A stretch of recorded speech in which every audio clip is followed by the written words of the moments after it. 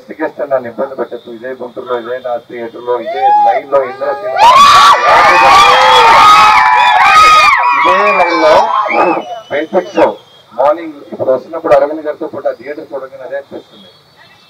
మన లాఠీ చెప్ప కొడితే నొప్పి తెలియలా, ఎందుకంటే లోపలికి గేట్ ఓపెన్ చేసాడు. చిరంజీవి గారిని చూడబోతున్నాం అని ఒక కిక్తో లోపలికి వెళ్ళిపోయా. మళ్ళీ రాగానే అది గుర్తొచ్చింది.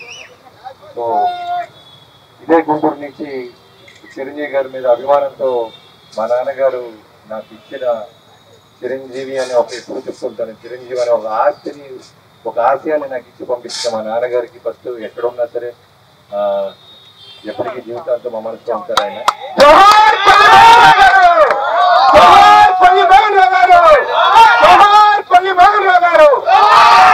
ఇది ముందుగా వాటర్ జరుగుతున్నప్పుడు మా నాన్నగారు చిరంజీవి గారు ఇంటికి వచ్చినప్పుడు లంచ్ కి ఆ రోజు చెప్పడం అప్పుడు ఫస్ట్ టైం విన్నాను.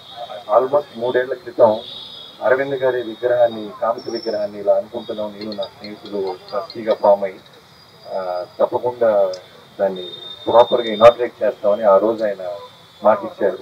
సో ఆయన కాలం చేసిన తర్వాత కూడా ఆయన స్నేహితులు, ఆయన అంటే ప్రాణ స్నేహితులాగా ఉన్న ఈ టీం అందరూ కలిసి మళ్ళీ దీన్ని నిలబెట్టారు. ఇందాక ఎవరు అంటున్నారు దిమ్మ కట్టంగానే పడేశారని. అలా దిమ్మ పడేసి విగ్రహాన్ని బట్టి దిమ్మ తిరిగే సమాధానం చెప్పిన వీళ్ళందరికీ థ్యాంక్ యూ సో మచ్.